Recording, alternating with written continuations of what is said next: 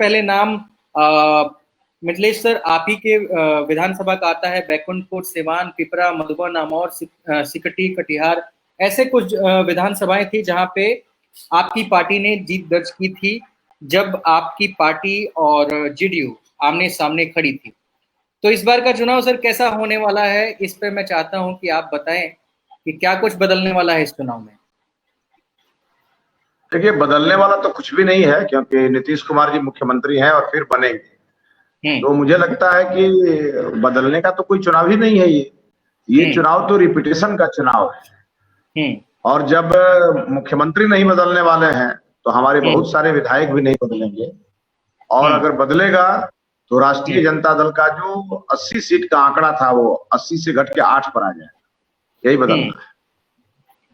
मुख्यमंत्री नीतीश कुमार की party JDU को लेकर के लोक जनशक्ति पार्टी के मुखिया चिराग पासवान लगातार हमलावर हैं, लेकिन इस बीच भाजपा लोक जनशक्ति पार्टी को किन्हीं भी तरीकों से रोकने की कोशिश नहीं कर रही है। सर, क्या लगता है, जानबूझ के भाजपा ऐसा कर रही है या फिर जेडीयू के साथ कुछ पूरी कीजिए?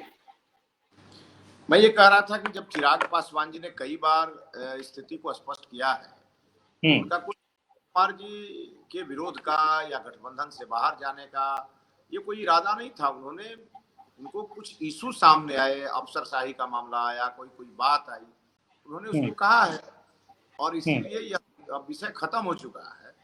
जदयू, भाजपा, लोजपा और अब हम सभी लोग मिलकर के चुनाव लड़ने वाले हैं और कहीं से कोई परेशानी नहीं है।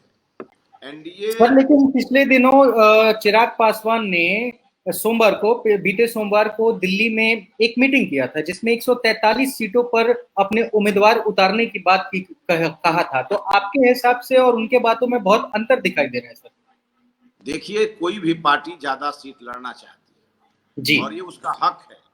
अगर चिराग पासवान कह रहे हैं तो इसमें कोई खराबी नहीं है कि जब चुनाव की घोषणा होगी और सीटों का बंटवारा होगा, ऑल इज वेल है एनडीए के अंदर।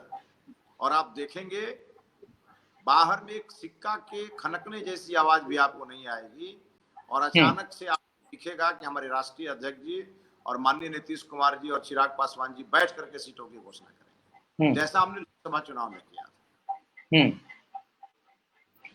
अच्छा, बिहार में इस बार जो आपका पार्टी चुनाव लड़ रही है, चारों लोग आप लोग मिलकर चुनाव लड़ने वाले हैं। पिछले 15 सालों में जो डेवलपमेंट आप लोगों ने की है वो जग जाहिर है। अभी आप लोग क्या लेके आ रहे हैं बिहार को अलग लेवल से दिखाने के लिए? क्या लेके आ रहे हैं? इंडस्ट्रीज क्या बिहार में इस बार आने वाली है? क्या जो बंद पड़ी शुगर की कंपनियां हैं क्या वो दोबारा शुरू होने वाली है? क्या रोजगार के जो बड़े मुद्दे हैं वो क्या सुधरने वाले हैं बिहार में? देखिए शारदा जी, हम लोगों ने तो अपने टैगलाइन को जारी कर दिया है, जन जन की पुकार, आत्मनिर्भर बिहार जी। ये हम लोगों का टैगलाइन है और उसी पर हम आगे बढ़ने वाले हैं। हम फूड प्रोसेसिंग के मामले में आगे बढ़ेंगे, हम अपने प्रवासी भाइयों को बाहर नहीं जाने देंगे, इसका संकल्प लेके हम उतरने वाले हैं। माननीय प्रधानमंत्री जी ने इसके अवसर हम लोगों को दिए हैं, जो उन्होंने सारे प्रबंध पहले कर दिए हैं। तो हमारे पास बिहार में ये बात सही है कि झारखंड के बंटने के बाद बिहार में कुछ बचा नहीं है, लेकिन हमारे पास जो संसाधन है, जो मानव संसाधन है, उसी को लेकर के हम क्रांति करेंगे। हम अपने जितने भी प्रोडक्ट है उसमें हम उस प्रोडक्ट को दुनिया में एक बेहतर प्रोडक्ट के रूप में हम लेकर के सामने आएंगे। और उसको आप देखिएगा कि हम अपने जो सप्लाई चेन है उसको बढ़ाएंगे, हम अपने टूरिज्म को बढ़ाएंगे, हम अपने कल्चर एग्रीकल्चर को बढ़ाएंगे। और इसीलिए हम लोगों ने पहले ही नारा दिया है कि जन जन की पुकार, आत्मनिर्भर बिहार, यही हमारा चुनाव का इस बार टैगलाइन है। बिल्कुल सर, लेकिन यहाँ पे मेरा एक सवाल है कि आत्मनिर्भर का नारा देने वाली भाजपा सरकार बिहार में नीतीश कुमार पे क्यों निर्भर है?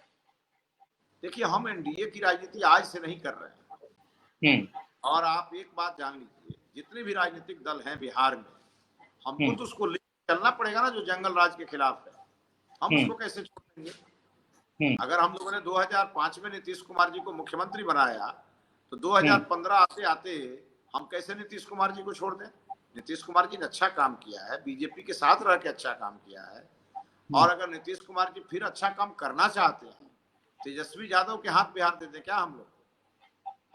लेकिन सर 2015 में स्थापित कर जी 2015 में भले आपने उनका साथ ना छोड़ा हो, लेकिन उन्होंने जरूर आपका साथ छोड़ दिया था। देखिए उन्होंने साथ छोड़ा तो करेक्शन भी तो किया। जिनके साथ गए थे उनके साथ वो रह नहीं पाए, क्योंकि उस समय भी हम लोग कहते थे तेल पानी का गठबंधन है, बिखर जाएगा, बिखर गया। अब नीतीश जी फिर हम लोग के साथ आ गए और हम लोगों का लंबा इतिहास रहा है साथ चलने का, और अब हम फिर चल रहे हैं। एक ब्रेक हुआ था और वो मैं कह सकता हूँ जैसे टेलीविजन में ब्रेक होता है विज्ञापन के लिए, और मुझे लगता है वही ब्रेक हुआ था बिहार को और लोगों को समझने के लिए। और अब फिर से आप देख रहे हैं कि बिहार के विकास का एपिसोड चालू है, अब ब्रेक नहीं होने वाला है बीच में। एक और बड़ी चीज है, अभी हाल ही में नीतीश कुमार जी ने बयान दिया था कि बिहार में अगर किसी दलित की हत्या हो जाती है या मर्डर हो जाता है तो उसके परिवार के किसी एक व्यक्ति को नौकरी दी जाएगी। क्या दलितों के मर्डर के लिए या फिर उनकी हत्या के लिए सरकार उकसा रही है? देखिए हम तो चाहते हैं कि बिहार में किसी की हत्या ना हो। सभी लोग इस धरती पर मनुष्य तन पा करके आते हैं तो उनको कुछ अच्छा करने के लिए आते हैं, एक इतिहास बनाने के लिए आते हैं। हमारी बिल्कुल धारणा इससे अलग है। हम नहीं चाहते कि किसी की हत्या बिहार में हो। क्यों हत्या होनी चाहिए बिहार में? अब वो दिन गया बिहार में जब हत्याएं होती थी, अपहरण होता था, बलात्कार होता था। अब ये सब हत्या और अपहरण और बलात्कार को छोड़ करके अब विकास की बात करनी है, विकास के रफ्तार की बात करनी है, सामाजिक सौहार्द की बात करनी है। नीतीश जी ने किस कंटेस्ट में कहा है वो तो नीतीश जी बताएंगे। तो नीतीश जी की बातों से लगता है कि आपकी सहमति नहीं है? मैंने तो साफ कहा कि हम तो चाहते ही नहीं किसी की हत्या हो बिहार में। जब हत्या हो ही नहीं, हमारा ये मानना है कि बिहार में किसी की हत्या नहीं होनी चाहिए, किसी के साथ इनजस्टिस नहीं होना चाहिए। हम तो राम राज्य की कल्पना वाले लोग हैं, हम क्यों चाहेंगे कि किसी हत्या हो? लेकिन जिसके साथ आप हैं, अगर वो आपके मुखिया गलत बयानबाजी करते हैं तो इस पे भाजपा को सामने आके गठबंधन में रहने का ये मतलब नहीं हो है कि हम उनसे सांस लेकर के उनसे पूछ के सांस लें और वो हमसे पूछ के सांस लें। उनका अपना विचार होगा, हमारा अपना विचार है, लेकिन हमारा मुद्दा एक है, वो है बिहार का विकास, जंगल राज की वापसी को रोकना और प्रति व्यक्ति की आय को बढ़ाना, और बिहार विकसित राज्यों की श्रेणी में कैसे जाए, इसके लिए हम सभी इकट्ठे हुए हैं और आगे बढ़ रहे हैं। ठीक है, मैं इस पे बातचीत कर लेता हूँ। बिहार में पिछले 15 साल की बात कर लेता हूँ। पहले तो उसके पहले जो जंगल राज था उसके ऊपर मैं नहीं जाता हूँ। आप लोगों ने घोषित किया है कि वो जंगल राज था, बिहार ने भी देखा है कि वो जंगल राज था, लेकिन मैं आज की बात ये करना चाह रहा हूँ कि मनरेगा में, जहां से आप रोजगार के सर्वप्रथम वायदे करते हैं, मनरेगा में प्रति व्यक्ति कितने दिन के लिए नौकरी दी जाती है और प्रतिदिन का जो वेजेस है, मिनिमम वेजेस, वो कितना है सर? देखिए मनरेगा के माध्यम से जो लोगों की मदद की जा रही है, ये मनरेगा हम लोगों का लाया हुआ नहीं है, ये कांग्रेस पार्टी ने लाया था जी। और आप देखे हैं कि हमारे माननीय प्रधानमंत्री जी ने इस मनरेगा के जो पूरी तरह से जो इसकी व्याख्या थी उसको उन्होंने बदल दिया।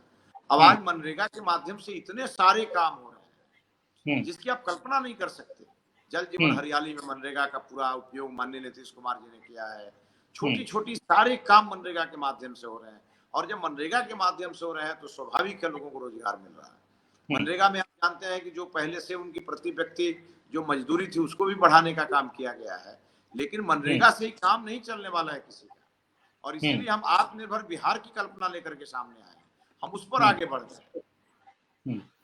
बिहार में हर साल बाढ़ आता है सर, हर साल बाढ़ आता है, और इस बार का दृश्य इस तरीके से है कि पहले तो कोरोना आया, कोरोना में जितने भी मजदूर थे वो बिहार की तरफ पलायन कर गए, वापस अपने घर की तरफ आ गए। उनके पास खाने को कुछ नहीं रहा, नौकरी नहीं रही, पैसे नहीं रहे। गेहूं की फसल उनकी कटी थी सर पहले अप्रैल के महीने में, उसके बाद उन्होंने धान की फसल लगाई, बाढ़ आया, गेहूं की फसल भी खत्म हो गई, जो धान के फसल उनके खेत में लगे हुए थे वो भी पूर्ण रूप से खत्म हो गए। ऐसे में ये जो गरीब पीड़ित लोग हैं, जो बाढ़ से प्रभावित लोग हैं, उनके लिए सरकार ने क्या किया? 6-6 हजार रुपए देने का वायदा तो जरूर हुआ है, पर कितने ऐसे लोगों के अकाउंट में गए हैं? क्योंकि मेरे पास डेटा है सर, मैं बता सकता हूं कि बहुत से ऐसे लोग हैं जिनके अकाउंट में नहीं गए हैं पैसे, आज भी वो परेशान है। और ऐसी स्थिति में ये जो लोग हैं वो आत्मनिर्भर कैसे बन पाएंगे? देखिए अनिल शारदा जी, मैं आपको बताऊं कि 16 मार्च को लगा था लॉकडाउन, और 16 मार्च से लगभग 7 महीने बीत गए सर 22 मार्च को जनता कर्फ्यू था और 24 मार्च से लॉकडाउन है सर। हाँ 24 मार्च से, मतलब मार्च महीने से। जी। तो मार्च महीने से 7 महीने बीत गए जी। और 7 महीने में आपने किसी व्यक्ति को भोजन से बिलबिलाते देखा है क्या इस देश में? नरेंद्र मोदी जी ने 80 करोड़ लोगों को घर में बिठा के खाना खिलाने की व्यवस्था की है और ये व्यवस्था नवंबर महीने तक चलने वाला है। और आप जान लीजिए एक एक परिवार में क्विंटल का क्विंटल अनाज जन वितरण प्रणाली विक्रेताओं के यहाँ से लोग लेकर के प्रतिदिन जाते हैं। और कभी किसी ने सोचा नहीं था कि अरहर का दाल भी फ्री मिलेगा और चना भी फ्री मिलेगा। और ये जान लीजिए जगह जगह से सूचनाएं जरूर आती हैं कि जन वितरण प्रणाली में विक्रेता जो है किसी को कम अनाज देते हैं, लेकिन नरेंद्र मोदी जी का जो फ्री अनाज है वो ना कोई कम लेता है ना कोई कम देता है। इस प्रकार की व्यवस्था हम लोगों ने करी जी। नीतीश कुमार जी, नरेंद्र मोदी जी, माननीय प्रधानमंत्री नरेंद्र मोदी जी जरूर ये सारे योजनाएं लेके आ रहे हैं, लेकिन बिहार में ये योजनाएं धरातल पर उतर नहीं रही है सर। क्योंकि बिहार में अगर मैं बात करूं अभी हाल के दिनों की, तो बाढ़ के दौरान 4 से 5 दिनों के लिए सारी व्यवस्थाएं हुई थी, खाने पीने की व्यवस्थाएं हुई थी, लेकिन बाद में वो सारी चीजें हट गई। मुजफ्फरपुर का मैं वाकया शेयर करना चाहता हूं। मुजफ्फरपुर में मैं गया था, वहां पे मैंने रिपोर्ट किया, वहां पे 2-2 महीने तक पानी उनके घर में लगा रहता है सर, और वो लोग सड़क पे रह रहे हैं। और जब उनसे मैंने पूछा कि आप लोगों को कितने दिनों तक खाना मिला, तो बोले कि शुरुआत के 10 दिनों तक खाना मिला, लेकिन उसके बाद से खाना मिलना बंद हो गया है। अब यही सड़क पे हम खाना बना रहे हैं और कर रहे हैं, और नीतीश कुमार की सरकार जो है वो देख तक भी नहीं रही है। देखिए शारदा जी, बात सही है कि प्राकृतिक आपदा इस बार जो बिहार में थी वो बहुत भयावह थी। मेरे क्षेत्र में क्या ही आप उदाहरण ले लीजिए, मेरा तो कंस्टिट्यूएंसी पूरा डूबा हुआ था। हम लोग चाह के भी जगह जगह नहीं पहुंच पा रहे थे। 3-3 एसडीआरएफ और एनडीआरएफ की टीम मेरे विधानसभा में काम कर रही थी। ये बात सही है कि लोगों को बहुत कठिनाइयां हुई है, लेकिन ये भी बात सही है कि आज के पहले कभी कम्युनिटी किचन नहीं चला करता था बिहार के बाढ़ में। ये पहला अवसर है कि कम्युनिटी किचन चला। और मैं आपको उदाहरण बता देता हूँ, मेरे कंस्टिट्यूएंसी में 17 और 19 दिन लोगों को खाना खिलाया गया। हो सकता है कि कहीं कोई जनप्रतिनिधि ध्यान नहीं दिया हो, कोई मुखिया ध्यान नहीं दिया हो, और ये कहीं से शिकायत हुई होगी। हमारे यहाँ भी कुछ जगह पे शिकायत आई है। लेकिन जब आपदा रहता है, कहीं जाने का व्यवस्था नहीं है, कहीं आप पहुंच नहीं सकते, एक साथ में 250-250, 300-300 गांव अगर उस आपदा में घिर गए, तो स्वाभाविक है कोई एक एमएलए, एक एमपी के बस का रोग नहीं रह जाता है, कोई एक वीडियो सीओ उसको नहीं संभाल सकता है। उस परिस्थिति से हम लोगों ने बिहार को निकाला है। और आप एक बात जान लीजिए, हमारे यहाँ भी कई लोगों की दुखद मृत्यु हुई, लेकिन उस परिवार को ब्लॉक का चक्कर नहीं काटना पड़ा। मैंने स्वयं बैठा करके और आपदा से जो 4 लाख रुपए की सहायता राशि मिलती है वो हमने दिलवाने का काम किया। और आपने कहा 6,000 रुपया, मेरे कंस्टिट्यूएंसी में 74,000 परिवार को अभी तक हम लोगों ने 6-6 हजार रुपया देने का काम किया है। और कई ऐसे और कुछ हजार लोग बचे हुए हैं जिनको अगले 4-5 दिन में हम पैसा देने जा रहे हैं। और बहुत सारे परिवार ऐसे हैं जिनके झोपड़ी गिर गई या किन्हीं का पक्का मकान गिर गया, उसका भाई सर्वे अब लगभग बेसलाइन सर्वे हमारा हो चुका है, और हम 1 सप्ताह के अंदर उनको गृह क्षति का भी मुआवजा देने जा रहे हैं। जो कहीं बकरी डूब गई, कहीं गाय किसी की मर गई, कहीं भैंस मर गई, कई प्रकार की। और इसके बाद आप जान लीजिए फरवरी महीने में जो आपको ओलावृष्टि से जो नुकसान हुआ किसानों का, या इस बार बाढ़ से नुकसान हुआ है, फरवरी महीने भी सरकार ने हमारी एक एक किसान को फसल इनपुट सब्सिडी देने का काम किया है।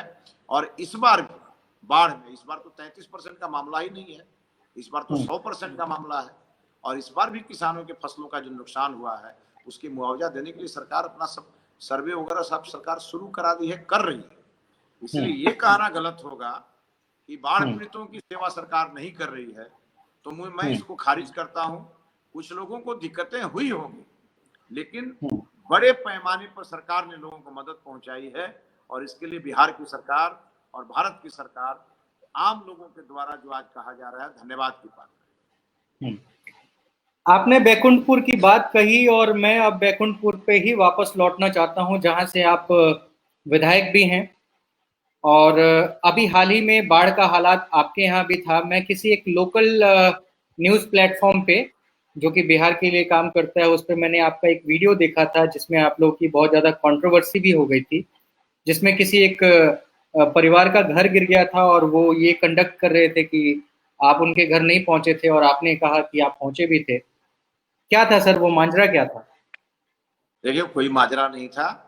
हमारे यहाँ जिस समय ये बाढ़ की विभीषिका थी, उस समय जहां जहां भी बांध टूटा था, 7 जगह हमारे क्षेत्र में बांध टूटा था, और जहां जहां भी बांध टूटा था वहां के आमने सामने के जो घर थे वो पूरी तरह बह गए थे। और ये जो राजापट्टी बाजार की बात जो आप कह रहे हैं, क्योंकि वो नहर के जस्ट किनारे 3-4 लोगों का घर गिरा था, और उस समय हालात ये थे कि आप चाह करके भी आप नहीं पहुंच सकते थे। तो पूरा इलाका मेरा जो है सो पूरी तरह बाढ़ में प्रभावित था। एक चैनल ने चलाया कि विधायक जी नहीं आए, ये भी चलाया कि वो इस जाति के थे इसलिए नहीं आए, और शायद वो एक राजापट्टी में जो घर गिरने वाली बात आई थी सामने, जी तो वहां जो हमारे पत्रकार महोदय है उनके जाने के तुरंत बाद में भी वहां पहुंचा था जी। तब तक वो गोली चला चुके थे। और उसके बाद मैंने उस परिवार से भी मिला, मैं वहां की स्थिति को भी मैं समझा, और वहां जस्ट जहां पर घर गिरा था वहां पर एक बहुत बड़ा पुल टूटने की स्थिति थी, लेकिन उस पुल को मैंने जाकर के बचा लिया। मैं जब गया, आरसीडी के एग्जीक्यूटिव को बुलाया, एसडीएम को बुलाया, और हम लोगों ने उसको रेस्क्यू करके उस पुल को बचाने का काम किया जो SH-90 पे पुल है। लेकिन मुझे तकलीफ तब होती है, सड़क पर घर गिर रहा था, लेकिन हमारे यहाँ बंगरा में घर गिरा, फिर हमारे यहाँ किरपुरा में घर गिरा, बलहा में गिरा, पकहा में गिरा।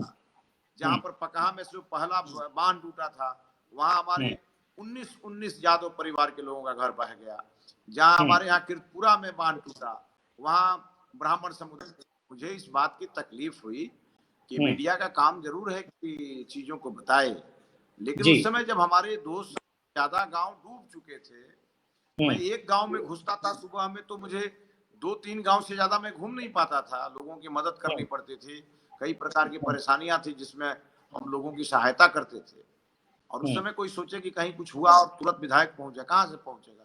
विधायक कोई शक्तिमान थोड़े है कि दौड़ करके और उड़ करके पहुंच जाए। सर, लेकिन एक FIR भी आपके ऊपर हुई थी 2015-14 के इलेक्शन के दौरान, माननीय मनजीत सिंह ने आपके ऊपर करवाया था। देखिए, मेरे ही ऊपर नहीं हुआ था। अब जिनका आप नाम ले रहे हैं मैं उनका नाम भी नहीं लेना चाहता हूँ। हमारा जो कंस्टिट्यूएंसी है, इस कंस्टिट्यूएंसी में आजाद भारत में यहाँ अंग्रेजी शासन चला करता है, और पहली बार माननीय मनदेव तिवारी जी चुनाव लड़े थे तो उनको भी जेल में बंद कर दिया गया था जी। तो उसके बाद शत्रुघ्न सिंह बसपा से लड़े तो उनको भी 10 बजते जेल के अंदर पहुंचा दिया गया था। अच्छा। और वही फॉर्मूला हमारे ऊपर भी अपनाया गया। मैं एक कॉलेज का अध्यक्ष था, उस कॉलेज पर फर्जी FIR किया गया, मेरे ऊपर FIR हुआ, लेकिन उस मामला में कुछ था ही नहीं, ना मैंने चेक काटा था, ना मैंने दस्तखत किया था, ना मैंने किसी को पैसा दिया था। लेकिन हमको चुनाव से रोकने के लिए सब किया गया। ये पूरी दुनिया जानती है, पूरा बिहार जानता है, मेरे क्षेत्र के एक लोग जानते हैं। लेकिन अनिल जी, मैं ये आपको कहूं कि राजनीति में किसी पर FIR कर देने से, किसी को जेल भेज देने से राजनीति नहीं बदल जाती, इससे तो और नुकसान होता है। और मैं आपको बताऊं, 5 साल से MLA हूँ, मेरे बहुत अच्छे संबंध बड़े बड़े अधिकारियों से है, मैं किसी प्रकार तक FIR नहीं कराया, मैं इन सब पचड़ा में पड़ता भी नहीं।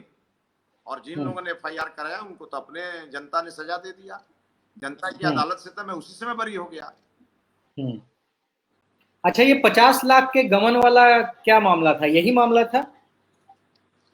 और जिन्होंने हमारे ऊपर एक FIR कराया वही बोलते रहते हैं कि इनके ऊपर ये है, वो है, वो है। और मैंने फर्स्ट डे बोला कि अगर 5 पैसे का भी आरोप हम पर जिस दिन लग जाएगा, मैं राजनीति नहीं दुनिया छोड़ना मैं पसंद करूंगा, लेकिन मैं राजनीति भ्रष्टाचार के दामन को लेकर कर ही नहीं सकता। अच्छा, एक बड़ा महत्वपूर्ण सवाल है, अगर इस बार सीटों को लेकर बंटवारा होता है, कॉलेज को अनुदान की राशि मिली थी, कॉलेज में जितने लोग काम करते थे उन्होंने चेक से पैसा लिया था, उनके अकाउंट में भुगतान हुआ था, उसकी यूटिलिटी रिपोर्ट सरकार को जमा किया था कॉलेज ने, और उस कॉलेज को फिर से 50 लाख रुपया भी मिला है। आप एक चीज बताइए, कोई गबन का मामला होगा फिर उस कॉलेज में पैसा मिलता है जी? कोई यहाँ पे टीम मनजीत सिंह का कोई व्यक्ति है जो यहाँ पे कमेंट कर रहे हैं। क्या पूछ रहे थे? टीम मंजीत सिंह नाम का कोई फेसबुक आईडी है जो लगातार आपसे सवाल कर रहा है यहाँ पे कि दीनदयाल जी के 50 लाख रुपयों का क्या हुआ। अनिल शारदा जी, मेरी आवाज आ रही है आपको? हेलो जी, आवाज आ रही है मेरी आपको?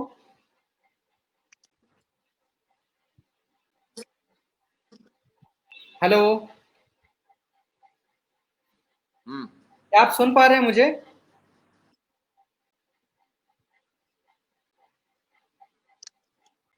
क्या कर रहा है सवाल? जी, सवाल ये है कि वो पैसे दीनदयाल जी के पैसे थे और दीनदयाल जी के भक्तों के पास चले। दीनदयाल उपाध्याय जी कॉलेज में जो पैसा बिहार सरकार ने दिया था, हाँ बिल्कुल आ रही है। और जो भी टीम के लोग पूछ रहे हैं, अनिल शारदा जी मेरी आवाज आ रही है आपको? जी जी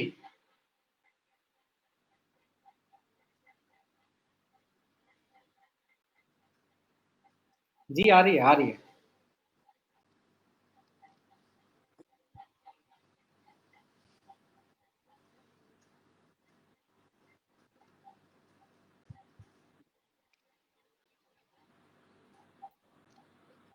मैं बोलूं क्या? हाँ हाँ, बोलिए बोलिए, आवाज आ रहा है।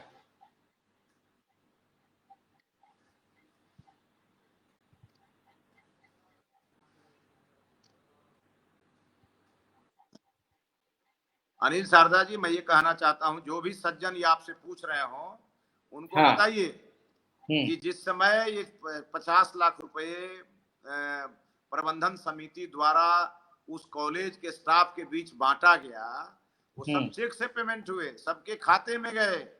उसकी जांच विजिलेंस ने पूरी कर दी है और उसमें से 1 रुपया का भी चार्ज मेरे ऊपर नहीं लगा है। और रही बात ये जो 50 लाख का बीमारी लगा है लोगों को ना, कुछ दिन इंतजार करिए जरा और क्लीन चिट हमको मिलने दीजिए, और उसके बाद ऐसा मानहानि का मुकदमा ठोकेंगे कि पता ही नहीं चलेगा इन लोगों को। जो लोग ये बोलते रहते हैं उनको बहुत जल्दी जवाब मिलने वाला है हमारी ओर से। अगला सवाल मेरा ये है कि अगर विधानसभा चुनाव में 2020 में अगर जेडीयू और बीजेपी में सीट का बंटवारा होता है तो कितना आप श्योर हैं कि बैकुंठपुर की जो सीट है वो वापस भाजपा के ही खाते में होगी, जेडीयू के खाते में नहीं होगी? क्योंकि जो आपके विपक्ष में विपक्ष नहीं, आपके साथी जेडीयू के जो पूर्व विधायक हैं मंजीत सिंह, उनका दावा है कि इस बार वो बैकुंठपुर से चुनाव लड़ने वाले हैं और आपको ये टिकट नहीं मिलने वाली है, उन्हें मिलने वाली है।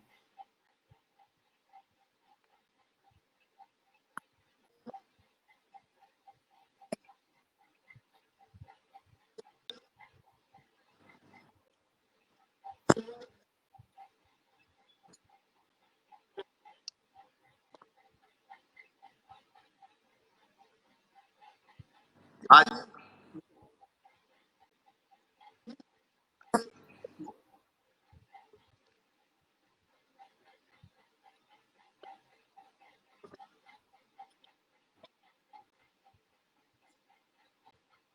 देखिए, अभी टिकट उकट के पचड़े में मैं नहीं पड़ता और मैं टिकट के लिए इस धरती पर जन्म भी नहीं लिया। मैं इस राष्ट्र निर्माण के काम में मैं काम करने के लिए मैं भारतीय जनता पार्टी में हूँ और भाजपा का कोई सिपाही टिकट उकट के लिए काम नहीं करता है। मैं एक गरीब घर में जन्मा हूं, मैं कोई जिनका नाम आप ले रहे हैं उनके जैसे मैं राजा महाराजा परिवार का भी नहीं हूं और हमारे परिवार के कोई व्यक्ति अंग्रेजों के यहाँ काम भी नहीं किया करते थे। हम आपको एक लाइन में आपको बता दें, भारत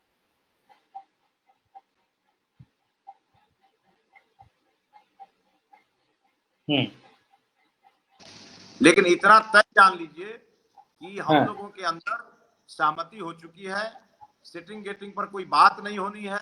बैकुंठपुर से चुनाव लड़ना ओर से फाइनल है, पार्टी के सिग्नल का इंतजार। मतलब आप पूर्ण रूप से यह सुनिश्चित कर रहे हैं कि इस बार भी बैकुंठपुर की कमान जो है वो मिथिलेश तिवारी जी के हाथ में होगी और एक बार फिर आप इस सीट पर जीत का परचम लहराएंगे?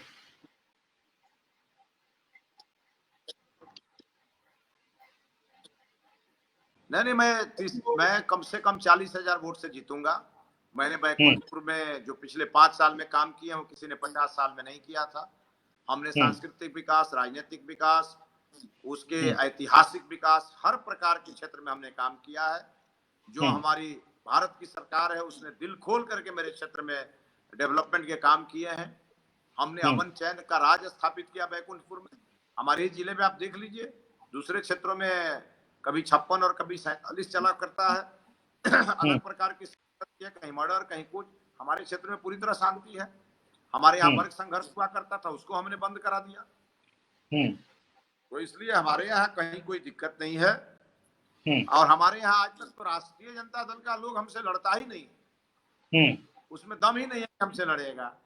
लेकिन हमारे जो सहयोगी दल के लोग हैं, कुछ इक्के दुक्के लोग हैं जो दिन भर अपना दिमाग लगाते रहते हैं। तो ठीक है, कोई बात नहीं, समय आएगा वो भी शांत हो जाएगा। इस वक्त विपक्ष बड़ा हमलावर है भाजपा और जेडीयू को लेकर के।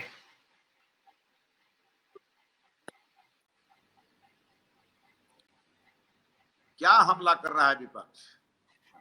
विपक्ष दावा कर रहा है कि इस बार चुनाव वो जीतने वाले हैं और भाजपा और नीतीश कुमार को इस बार बिहार की जनता नकार देने वाली है, क्योंकि डेवलपमेंट के नाम पे शून्य रही है आपकी सरकार। ये आरोप है आपके विपक्ष दलों के प्रमुख पार्टियों के द्वारा। पहले विपक्ष के जो लोग हैं ना, ये जो एनडीए के खिलाफ लड़ने वाले हैं, ये लोग पहले अपना विधायक दल का नेता तो चुन लें। इसलिए चुनाव के बाद विपक्ष के में बैठने लायक सीट भी नहीं मिलने वाली है। आज जब सीट नहीं तो उसमें तो अभी से 4-5 आदमी मुख्यमंत्री का उम्मीदवार है। तो उनके बीच में ये तो तय हो जाए कि उसमें जब विपक्ष में जो भी सीट मिलेगी उसमें विपक्ष का नेता कौन होगा। आज ही विपक्ष के नेता है तेजस्वी जी, तो कांग्रेस उनकी बात नहीं सुनती है। तो कभी मुकेश सहनी कुछ बोल देते हैं, मांझी जी तो वो छोड़ के चले आए। अभी तो आप घोषित तो होने दीजिए चुनाव। ये जो है पूरी तरह से जो यूपीए का जो कुनबा है ना, ये महागठबंधन जिसको बोला जाता है, और बिहार की जनता इसको महाठगबंधन बोलती है, ये ताश की पत्ते की तरह बिखर जाएगा, इसका पता भी नहीं चलेगा। और हम लोगों के लिए कोई चुनौती तेजस्वी यादव नहीं है और राष्ट्रीय जनता दल नहीं है। हम लोगों ने तो लालटेन राज का उसी समय खत्म कर दिया जब मोदी जी का एलईडी बल्ब जलने लगा बिहार में। अब लालटेन से कहां लड़ाई है हम लोग। लेकिन उनका आरोप ये भी है कि डिजिटल रैली जो है वो तो पूरी तरह से फ्लॉप हो गई माननीय मुख्यमंत्री नीतीश कुमार की।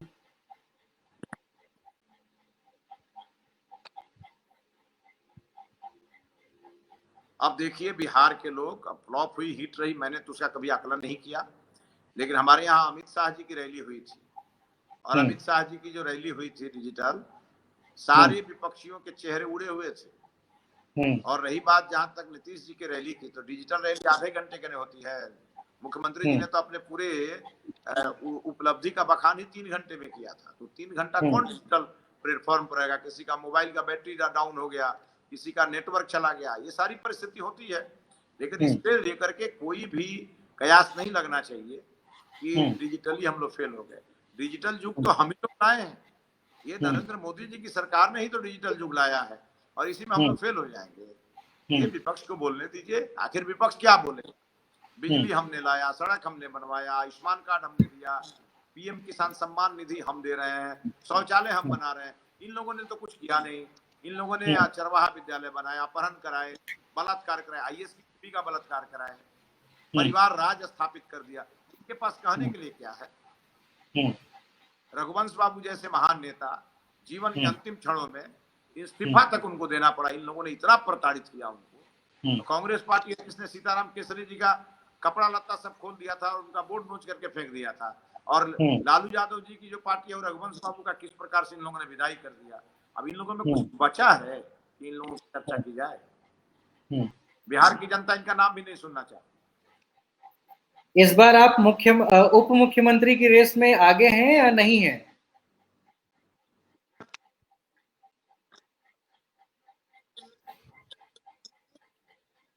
देखिए, हम भाजपा कार्यकर्ता हैं और हम लोग सिपाही बन के ही काम करना चाहते हैं। ना हम मंत्री बनने की तमन्ना लेके पैदा हुए थे और न मंत्री बनना चाहते हैं। हम संतरी ही ठीक है। हमारी पार्टी में ये सब चीज चलता भी नहीं है। पार्टी जिसको जैसा चाहती है वैसा उसको काम देती है। लेकिन हम संतरी बन के ही खुश हैं। नरेंद्र मोदी जी के संतरी के रूप में हम जितना काम आज कर लेते हैं, बहुत सारी पार्टियों के मंत्री लोगों को भी ये काम करने का अवसर नहीं मिलता है। लेकिन सर, एक सवाल है मेरा, हो सके तो व्यक्तिगत भी समझ सकते हैं, और जो फॉरवर्ड कास्ट के लोग हैं वो भी ये सवाल लगातार करते हैं। सर, राम मंदिर को लेके आप कुछ कह रहे थे। हाँ, मैं ये कह रहा था कि अब सब पूछ लिए तो राम मंदिर 370 भी पूछना चाहिए आपको, तो इसलिए मैंने आपको याद दिला दिया कि हम लोगों को कभी जुमला पार्टी कहा जाता था। जाता था, भाजपा वाले कहते हैं कि रामलला हम आएंगे मंदिर वहीं बनाएंगे, तारीख नहीं बताएंगे, यही हम लोगों के बारे में कहा जाता जी। तो कभी मैंने विधानसभा के सदन पटल पर एक भाषण दिया था, मैंने वहां कहा था कि रामलला हम आएंगे मंदिर वहीं बनाएंगे, टाइम भी बताएंगे, डिजाइन भी बताएंगे जी। अब तो मंदिर बनने लगा, 370 भी हट गया, 35A भी हट गया, पत्थरबाज भी घर चले गए। तो एक तरफ जम्मू कश्मीर में जो पत्थरबाज थे वो अपने घर चले गए, जो 2-4 पत्थरबाज बैकुंठपुर में बचे हैं वो भी अपने घर चले जाएंगे, झंझट खत्म हो जाएगा। ठीक है सर, मेरा आखिरी सवाल आपसे रहेगा कि खासकर बैकुंठपुर को लेकर के क्या डेवलपमेंट्स और प्लान कर रहे हैं आप लोग आने वाले समय के लिए, और खासकर गोपालगंज में 2 ऐसी चीजें हैं जिस पे उम्मीद जताई जा रही है कि शायद आपकी पार्टी इस पर आगे बढ़ के काम करे, क्योंकि अगर मैं सब्या एयरपोर्ट की बात करूं तो उसी के तर्ज पे दरभंगा में भी आवाज उठी थी कुछ दिन पहले, और अब वहां पे काम शुरू भी हो गया और बहुत जल्द सुनने में आ रहा है कि वहां पे फ्लाइट्स शुरू भी हो जाएंगी।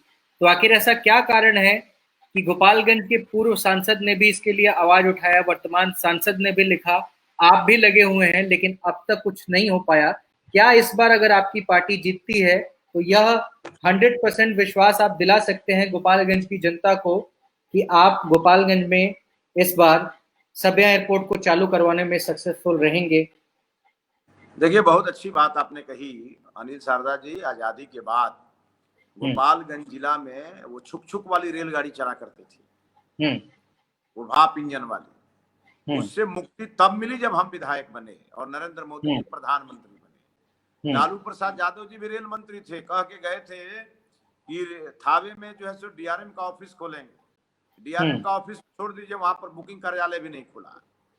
लेकिन मोदी प्रधानमंत्री बने तो हम लोगों ने थावे से मसरख लाइन जो है हमारा, जो छपरा को जोड़ती है, उसको हम लोगों ने बड़ी लाइन में कन्वर्ट कराया। उसके बाद उसको हम लोगों ने पूरी तरह इलेक्ट्रिफाइड कर दिया। अब आप कोरोना खत्म होने दीजिए, देखिएगा सारी बड़ी गाड़ियां उसी से चलेंगी। और उसके पहले हम लोगों ने छपरा लखनऊ एक्सप्रेस उस पर चलाया, उसका स्टॉपेज हमने बैकुंठपुर में कराया, गोपालगंज में कराया, थावे में कराया। उस ट्रेन की शुरुआत भी मैंने की। गोपालगंज में पासपोर्ट सेवा केंद्र हमने शुरू कराया। गोपालगंज के नौजवानों को पासपोर्ट बनाने के लिए पटना नहीं जाना पड़ता है, वो सारे नौजवान पासपोर्ट अब गोपालगंज में बनाते हैं। गोपालगंज में रिवर फ्रंट बन रहा है डुमरिया घाट पे, नमामि गंगे प्रोजेक्ट का। आप जानते हैं पूरे देश भर में कहीं भी ग्राम पंचायत में रिवर फ्रंट नहीं बना है।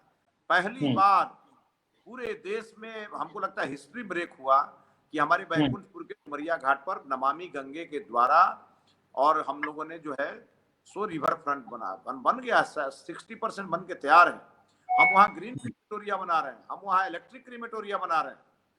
हम अपने बैकुंठपुर में, चाहे वो सिंहासनी धाम हो, चाहे वो नागेश्वर नाथ महादेव का मंदिर हो, चाहे वो हमारे यहाँ पुरुषोत्तम दास का मठिया हो, पुरुषोत्तम बाबा का मठिया हो, चाहे वो हमारा दिघवा गढ़ क्यों नहीं हो, हमारे यहाँ की जो सांस्कृतिक विरासत है, हमारी जो ऐतिहासिक विरासत है, हमारे यहाँ आपको याद होगा, आपने कहीं सुना होगा, लेकिन यहाँ तो पांडव आए थे राजसूय यज्ञ करने के लिए। यहाँ तो भीम का घमंड टूटा था इस बैकुंठपुर में। जब भीम का घमंड टूट गया तो बाकी का रहने वाला है? ये ऐसा क्षेत्र है, इस क्षेत्र ने भीम का भी घमंड तोड़ा था। सुपन दास की कहानी सबको मालूम है। तो थावे मैया का आशीर्वाद लेकर के हम लोग दिन रात काम करते रहते हैं, और इसीलिए बैकुंठपुर का सांस्कृतिक विरासत, उसकी हिस्टोरिकल जो गाथा है, जो उसके धार्मिक महत्व है, उन सब पर मैं लगा हुआ हूँ और मैं लगातार काम कर रहा हूँ। मैंने तो देश के तमाम बड़े लोगों को मैंने बताया है कि अगर बनारस में गंगा आरती हो सकती है तो डुमरिया घाट पे नारायणी आरती क्यों नहीं हो सकती है? अगर बनारस में 80 घाट है तो हमारे बैकुंठपुर में 70 घाट है। अच्छा, 70 घाट से 80 घाट को हम जोड़ने में लगे हैं जी। और आप देखिएगा, आप 6 महीना और इंतजार करिए, दुनिया का हर वो व्यक्ति जो अयोध्या आएगा और अयोध्या में रामलला का दर्शन करेगा, और वहां से जब वो जनकपुर जाएगा तो बिना बैकुंठपुर आए वो नहीं जाएगा, क्योंकि हम लोगों ने राम जानकी जो पथ बन रहा है उसको हमने बैकुंठपुर से घुमा दिया है। और इसीलिए हम हर फील्ड में काम कर रहे हैं, हर क्षेत्र में काम कर रहे हैं। हमारे क्षेत्र में पहले एक NHAI हुआ करता था, हमने 2 NH से उसको जोड़ दिया है, NH 101 और राम जानकी पथ से जोड़ दिया, SH 90 हम लोगों ने बना लिया। हमारे यहाँ सड़कों का जाल हम बिछाने में लगे हुए हैं। हमारे यहाँ एक भी नौजवान के लिए स्टेडियम नहीं था, हमने 3 स्टेडियम स्वीकृत करा दिया। 2 का तो टेंडर निकल गया, हमने ITI का टेंडर निकलवा दिया। हमने बहुत सारे ऐसे काम किए हैं जो कभी कोई सोच नहीं सकता था। और इसीलिए अनिल शारदा जी, बैकुंठपुर को हम देश की सबसे उन्नत विधानसभा बनाने में लगे हुए हैं और बना के दिखाएंगे। एक आखिरी सवाल कि बैकुंठपुर में जो फंड यूज हो रहा है और जो लोग कह रहे हैं कि मिथिलेश तिवारी एक ऐसे विधायक हैं जिन्हें सरकारी मतलब बिहार के सरकार के फंड पे निर्भर रहने की आवश्यकता नहीं पड़ती है, वो केंद्र के फंड को भी खींच के ले आते हैं, और अभी जो आप काम करा रहे हैं वो भी बिहार सरकार का फंड नहीं है। तो सर, एक विधायक होने के नाते आपका जो पकड़ है वो सिर्फ बिहार तक होना चाहिए, फिर आप केंद्र से इतने फंड कैसे लेके आ रहे हैं सर? देखिए, मैं भाजपा का कार्यकर्ता हूं और 30 साल से मैं बीजेपी में काम कर रहा हूं। आज दिल्ली में बीजेपी सरकार है, जितने हमारे बड़े बड़े माननीय मंत्री हैं उन सबों से मेरा व्यक्तिगत संबंध है। मैं चाहे नितिन गडकरी जी का हो, चाहे राजनाथ सिंह जी के पास हो, चाहे माननीय अमित शाह जी के पास हो, या माननीय प्रधानमंत्री जी के साथ हो। बिहार में जब माननीय प्रधानमंत्री जी का दौरा होता है तो जब 12 सभाएं उनकी होती है तो 10 सभा का मैं मंच संचालन करता हूँ। जब बिहार में माननीय गृह मंत्री जी आते हैं तो उनकी पहली सभा का मैं मंच संचालन करता हूँ। मेरे क्षेत्र में स्वयं गृह मंत्री जी राष्ट्रीय अध्यक्ष के रूप में आ चुके हैं। माननीय प्रधानमंत्री जी से मैं जब चाहता हूं बात कर लेता हूं, जब चाहता हूं मिल लेता हूं। तो इस प्रकार से एक बीजेपी का कार्यकर्ता होने के नाते मैं दिल्ली दरबार में जब भी कोई प्रस्ताव लेके जाता हूं तो उसकी त्वरित स्वीकृति। हमने तो आपको मैं बताऊं, मैंने रेलवे पे काम किया, मैंने हाईवे पर काम किया, हमने वाटरवेज अपने यहाँ स्वीकृत कराया। गंडक नदी को हमने वाटरवे 37 घोषित कराया है और डुमरिया घाट पे फ्लोटिंग टर्मिनल हमने स्वीकृत कराया है। अगले आने कोविड के बाद वो बनना शुरू हो जाएगा। हम तो कस्टम का ऑफिस ला रहे हैं डुमरिया घाट पे, हम वहां पर कंटेनर यार्ड बनाना चाहते हैं।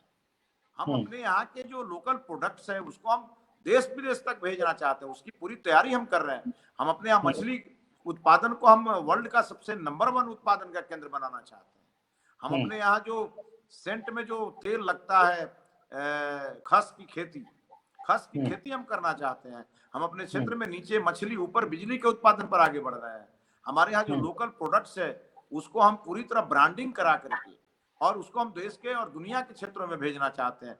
इस पर हम काम करने जा रहे हैं। आप देखिएगा, चुनाव खत्म होगा और एक सन्यासी की तरह मैं इसी काम में लगूंगा और 6 महीने के अंदर में बैकुंठपुर ही नहीं, गोपालगंज के नौजवानों को मैं बैकुंठपुर से रोजगार दूंगा और बैकुंठपुर बिहार आत्मनिर्भर बनेगा। उससे पहले बैकुंठपुर आत्मनिर्भर बनेगा, ये संकल्प लेकर के मैं काम कर रहा हूँ। जी सर, मेरे सवाल खत्म हो गए और मैं इस लाइव को खत्म करने से पहले, आपका धन्यवाद करने से पहले, आप ही के विधानसभा से कोई प्रिंस सिंह राजपूत हैं, उनका एक सवाल है और उस पर हंसने वाली बात है। मैं आपको सवाल पढ़ के सुना देता हूँ कि अनिल शारदा जी, हिंदुत्व की बात नहीं करेंगे आप? क्यों नहीं करेंगे? क्योंकि विधायक जी को हिंदुत्व पसंद नहीं है और आपको भी पसंद नहीं है। तो मतलब आपको और मुझे हिंदुत्व पसंद नहीं है, ऐसा लोग कह रहे हैं सर।